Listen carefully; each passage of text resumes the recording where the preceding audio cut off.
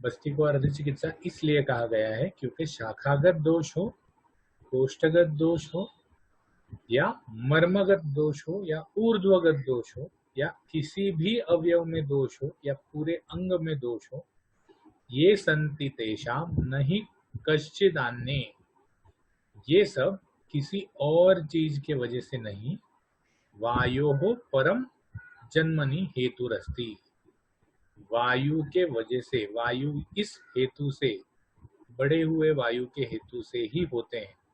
कौन कौन से रोग होते हैं? शाखागत दोष, शाखागत रोग, कोष्ठगत रोग, मर्मगत रोग, ऊर्ध्वगत रोग, सर्वावयव और सर्वांगज रोग वायु के वजह से होते हैं। मतलब पित्त और कफ बढ़ते तो अपने हेतु से हैं, लेकिन अगर वो यहाँ वहां चले जाते हैं या उनका प्रकोप होता है तो उसमें वायु कारण होता है। जब तक वायु बलवान नहीं हो तब तक ये दोष अपना स्थान नहीं छोड़ सकते। विट मूत्र पित्तादि मलाशयानां विक्षेप संघात कर यस्मात्। विट मतलब स्टूल्स, मूत्र मतलब यूरिन, पित्त मतलब बाइल, मलाशयानाम विक्षेप संघात कर। तो विट आशय या मूत्राशय या पित्ताशय या मलाशय के जितने भी आशय हैं, सब आशय मतलब पार्ट्स वेयर ये सब चीजें एक्यूमुलेट होती है। तो ये विक्षेप और संघात, विक्षेप मतलब फूल जाना, संघात मतलब आकुंचित हो जाना, कॉन्ट्रैक्शन एंड एक्सपांशन, किस वजह से होता है? वात के वजह से होता है। तो इसीलिए ये अपना जो आशय है ये तभी छोड़ते हैं जब वात इनको कहता है या वात बलवान होता है। तस्याति वृद्धस्य शमाय नान्यत् बस्तिं विना भेषजम अस्ति किंचित। तो इनमें जो वृद्धि है, तस्य अतिवृद्धि और शमाय, इसमें जो वृद्धि और क्षय होगा, नान्यत ये दूसरे किसी की वजह से नहीं होगा, ये वात के वजह से ही होगा। वात के वजह से ही वृद्धि क्षय होगा। बिना भेषजम अस्ति किंचित, वात का अगर हमने भेषज दे दिया तो इनमें वृद्धि जो है वो क्षय हो जाती है। तस्मात् चिकित्सा धर्म इति ब्रुवन्ति, ब्रुवन्ति मतलब कहते हैं। तो इसीलिए चिकित्सा धर्म पालने वाले कहते हैं, तस्मात् चिकित्सा धर्म इति ब्रुवन्ति सर्वाम चिकित्साम अपि बस्तिम एकये। इसीलिए सभी चिकित्सा धर्म पालने वाले लोग कहते हैं कि सभी चिकित्साओं में, सर्वाम चिकित्साम अपि, सभी चिकित्साओं में बस्ती ये एक श्रेष्ठ चिकित्सा है। बस्ती यही एक श्रेष्ठ चिकित्सा है। कल जब हमने मतलब फ्राइडे को जब हमने बस्ती देखा था तो हमने ये भी देखा था कि बस्ती जब देते हैं तो रेक्टल एब्जॉर्प्शन ज्यादा होने की वजह से दवाइयाँ ज्यादा अच्छी तरह से शरीर में पहुंच जाती है और वात को शांत कर देती है। तो बस्ती को आधी चिकित्सा मानते हैं क्योंकि सब शरीरगत अवयव, सब शरीरगत दोष, सब मर्मगत दोष, शाखागत दोष, इन सबके दोषों की वृद्धि में उनको क्षय करवा के शाखागत दोष को कोष्ठगत दोष में कोष्ठगत लाने वाले कारणों में अगर आपने देखा तो वात का शमन ये भी एक कारण है। शाखागत से कोष्ठगत दोष आने में हर चीज में थोड़ा थोड़ा पीछे का रेफरेंस लेना पड़ता है। तो शाखागत दोष वात के शमन होने से कोष्ठगत आ जाते हैं। दोषों का उत्पत्ति स्थान क्या है? कोष्ठ है। तो जो कोष्ठ में है वो तो रहेंगे ही, वात शमन हो जाएगा तो प्रकोपित नहीं होंगे, यहाँ वहां फैलेंगे नहीं। और जो शाखागत हो गए हैं दोष, जो बाकी शाखागत या मर्मगत, अस्थिगत, संधिगत दोष हो गए हैं, वो भी वात का शमन होने से कोष्ठ में आ जाते हैं। तो इसीलिए बस्ती को आधी चिकित्सा कहा गया। अब जैसे वमन के सम्यक अति और अयोग बताए हैं, वैसे ही उन्होंने अनुवासन बस्ती और निरूह बस्ती, आस्थापन बस्ती के भी सम्यक, अति और अयोग बताए। तो अनुवासन बस्ती का सम्यक क्यों? अनुवासन बस्ती कहाँ तक जाती है? नाभि तथा पार्श्व तक जाती है। क्या करती है? मल को सृष्ट, सृष्ट मतलब वेट, और शरीर को स्निग्ध करती है। क्यों करती है? बिकॉज रेक्टल एब्जॉर्प्शन या इंटेस्टिनल एब्जॉर्प्शन ज्यादा होता है, तो इसीलिए शरीर को भी स्निग्ध कर देती है। धातु बुद्धि इंद्रियों का प्रसाद करती है। प्रसाद मतलब कार्य बढ़ा देती है। वात को शांत करती है। स्वप्नानुवृत्ति मतलब नींद अच्छी लाती है। लाघव लघुता लाती है, हल्कापन लाती है शरीर, और बल बढ़ाती है। और इसके बाद जब मल आता है, मल का वेग आता है, जब टॉयलेट होती है, स्टूल आता है पेशेंट को, तो उसके साथ बची हुई अनुवासन बस्ती निकल जाती है। तो ये बस्ती का सम्यक योग है। अनुवासन बस्ती क्या क्या है? एक तो मल को गीला करना, शरीर को स्निग्ध करना, धातु बुद्धि और इंद्रियों को ठीक तरह से काम करने में मदद करना, वात को शांत करना, अच्छी नींद लाना, शरीर में लाघव लाना, और बल लाना, बल लाना। उसके बाद बची हुई अनुवासन बस्ती मल के साथ निकल जाती है। अनुवासन बस्ती का कार्य कहाँ पर है? नाभि तथा पार्श्व तक। Your descending colon, descending colon starts from the level of your little bit above the level of your नाभि। तो इसीलिए नाभि और पार्श्व क्यों? क्योंकि it is in the flanks, the left side of the flank में descending colon होता है, तो इसीलिए नाभि तथा पार्श्व तक उसका कार्य बताया। अब अनुवासन बस्ती के अयोग से क्या होता है? अयोग मतलब कम अनुवासन बस्ती दी जाए, या अनुवासन बस्ती ठीक मात्रा में नहीं दी जाए, या ठीक तरह से नहीं दी जाए, या पेशेंट को कम पड़ जाए, तो अध शरीर, शरीर के निचले वाले भाग में, तथा पृष्ठ पीठ में, और पार्श्व में रुजा मतलब पेन होता है। मल मूत्र वात और श्वास का अवरोध होता है। यहाँ पर दो चीजें ध्यान रखने वाली है कि वात जो है इसका मूल स्थान पक्वाशय है। तो पक्वाशय में आपने मतलब बस्ती जो है जो आप दे रहे हैं वो आपने पूरी तरह से नहीं दी, आधी अधूरी बस्ती दे दी, कम मात्रा में दे दी, तो जो वात है बेचारा शांत नहीं हो पाता, उसको गुदगुदी करके बस्ती वापस आ जाती है, मतलब इरिटेट करके बस्ती वापस आ जाती है, शांत नहीं हो पाता, पूरी तरह से शांत नहीं हो पाता। तो इसीलिए अध शरीर, शरीर के निचले हिस्से में, पृष्ठ में और पार्श्व में रुजा होती है। पृष्ठ और पार्श्व में रुजा क्यों होती है? बिकॉज वात प्रकोपित हो जाता है तो पक्वाशय से ऊपर की तरफ जाना चालू कर देता है। पक्वाशय से ऊपर की तरफ क्या है? पहले तो पार्श्व है दोनों बाजू, और ऊपर पीठ है।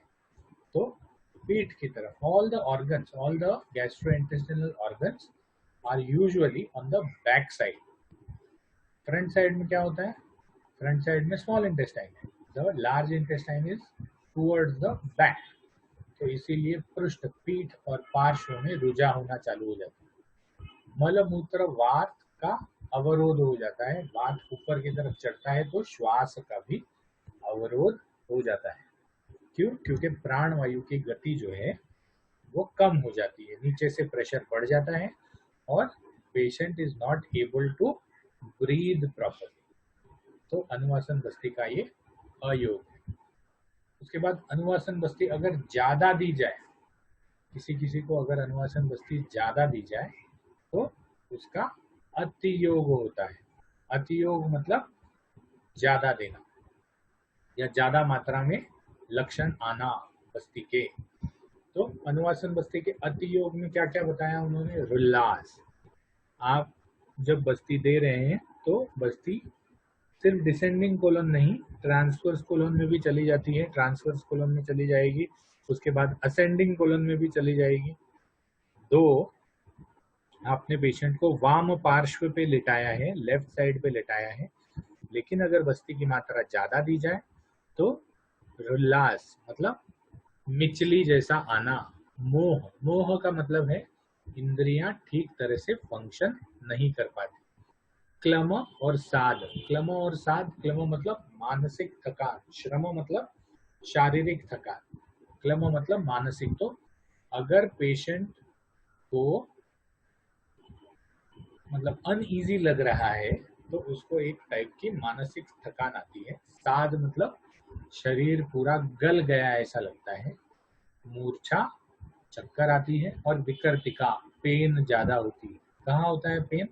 ज्यादा करके अध भाग में, bottom, the lower part of the gastrointestinal tract. इसमें बस्ती की वजह से, बस्ती के अतियोग की वजह से विकर्तिका या दर्द होना चालू हो जाता है। अब निरूह बस्ती के सम्यक योग, निरूह बस्ती ठीक तरह से अगर दी जाए या ठीक मात्रा में दी जाए, ठीक पेशेंट में दी जाए, तब निरूह बस्ती के सम्यक योग दिखते हैं। उसमें से पहला सम्यक योग बताया है प्रासृष्ट विट, प्रसृष्ट विट मूत्र समीर, समीर मतलब वायु। तो प्रसृष्ट मतलब ठीक तरह से निकलने वाला शरीर से, विट मतलब मल, मूत्र, और समीर वायु ठीक तरह से निकलता है। कहाँ से निकलता है? गुद भाग से। तो मल भी ठीक तरह से निकलता है, मूत्र भी निकलता है, और वायु का भी प्रवृत्ति, वायु की भी प्रवृत्ति हो जाती है।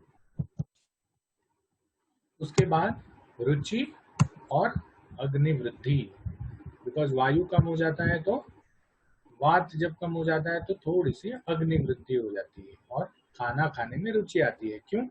क्योंकि पुराना मल जो है वो निकल गया है, पुराना मल जो है वो निकल गया है। तो इसीलिए शरीर नया खाना जो है डिमांड करने लगता है, रुचि आती है खाने में। आशय लघुता, हल्कापन लगता है। कहाँ, कौन से आशय में? पेट में। आशय लघुता, रोग शांति, रोग के लक्षणों में कमी आ जाती है, रोग शांत हो जाता है। और प्राकृत बल, ज्यादा बल नहीं आता, प्राकृत बल आ जाता है, और प्राकृत बल देके मल के साथ बस्ती निकल जाती है। तो दोनों बस्तियां मल के साथ निकलती हैं, दोनों बस्तियां बल देके जाती हैं, लेकिन निरूह दोनों बस्तियों में प्रसृष्ट विट मूत्र और वायु होता है, लेकिन निरूह बस्ती रुचि और अग्निवृद्धि करवाती है सम्यक योग में, और आशय लघुता करवाती है। आशय लघुता क्यों करवाती है? क्योंकि मल निकल गया है, मल निकल गया है, इसलिए आशय लघुता मतलब पेट में हल्कापन लाती है।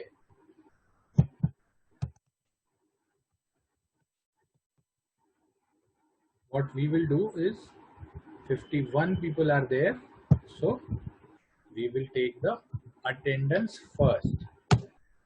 एक मिनट, मैंने लिंक तो पेस्ट कर दिया है लेकिन शायद मैंने अटेंडेंस को खोला नहीं। हाँ, अब मैंने अटेंडेंस को खोल पा रहा हूँ।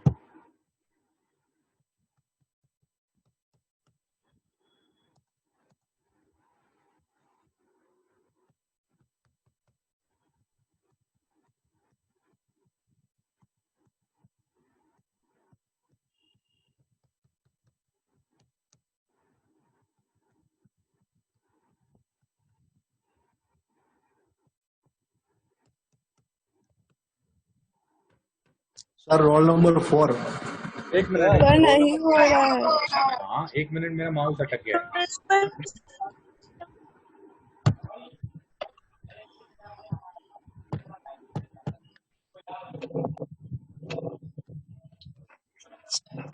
अब हो जाएगा, अब ट्राई करना,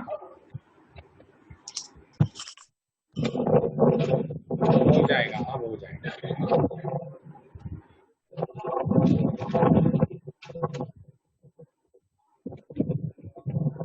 माहिर मेमन आ गया।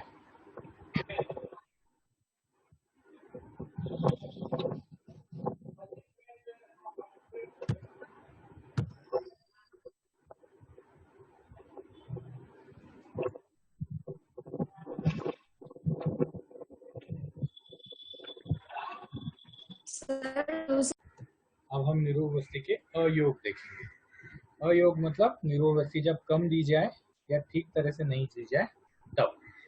तो रुजा मतलब वेदना, विकर्तिका, मलमूत्र वात श्वास का अवरोध और उल्लास, ये सब निरूह बस्ती और अनुवासन बस्ती में कॉमन है। फर्क सिर्फ इतना ही है कि निरूह बस्ती के अयोग में शोथ ये एक लक्षण ज्यादा दिखता है, शोथ ये एक लक्षण ज्यादा दिखता है।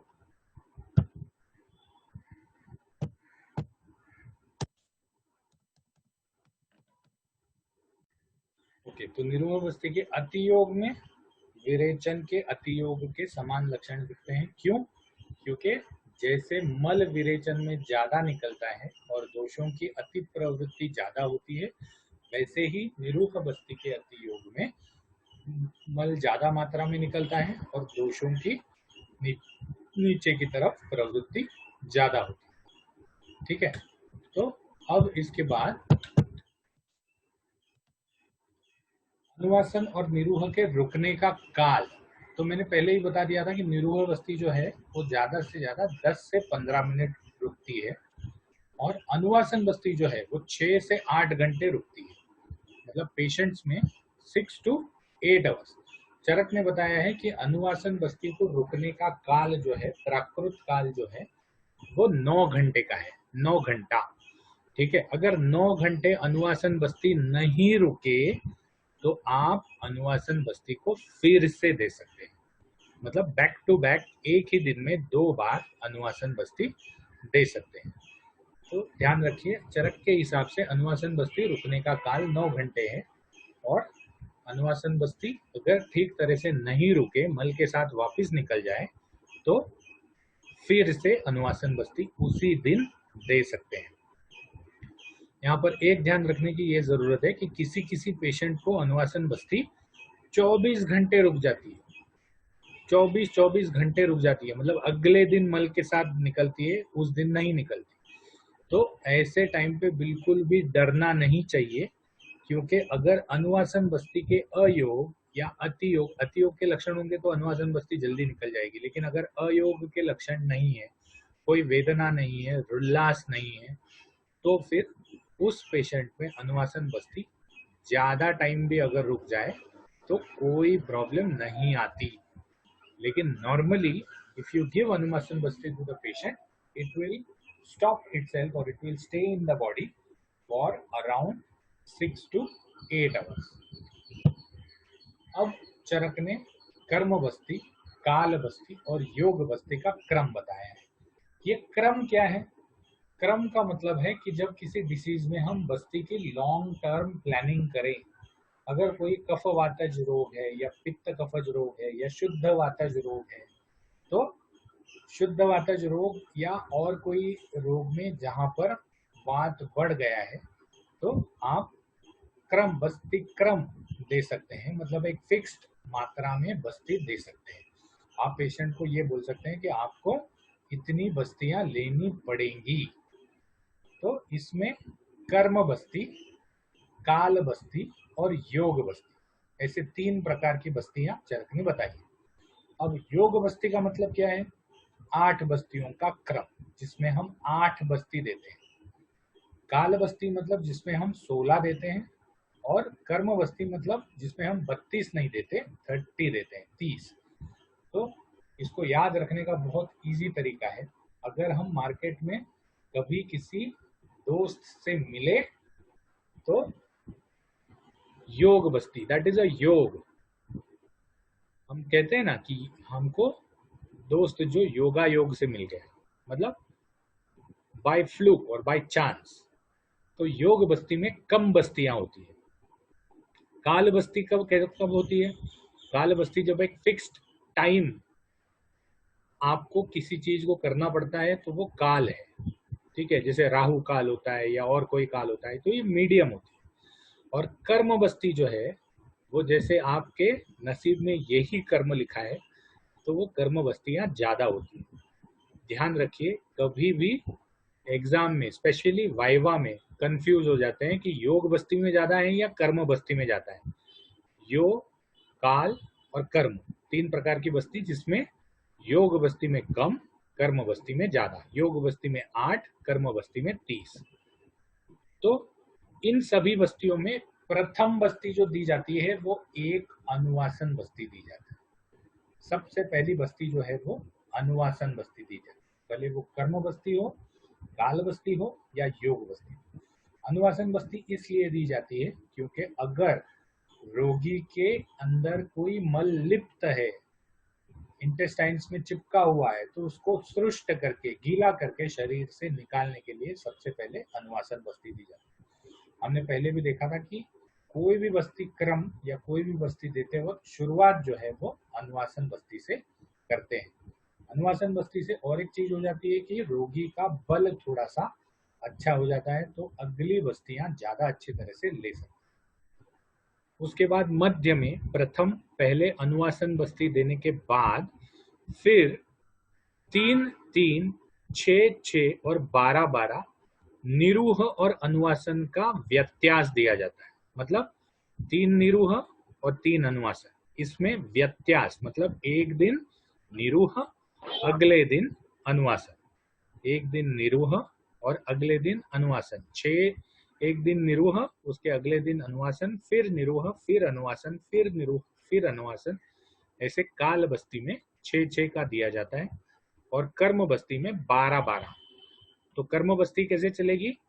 पहले अनुवासन बस्ती, फिर निरूह बस्ती, फिर अनुवासन बस्ती, ऐसे 12, 12 और आखिर के 5 जो हैं वो फिर से अनुवासन बस्ती।